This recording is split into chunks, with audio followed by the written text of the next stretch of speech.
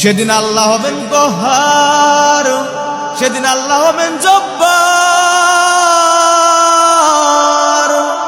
আল্লাহ রাব্বুল আমিনের ওই ভয়াবহ রূপ দেখে ফেরেশতারা আওয়াজ দিয়ে দিয়ে বলবে, সুবহানাজিল মুলক ওয়াল মালাকুত, সুবহানাজিল মুলকি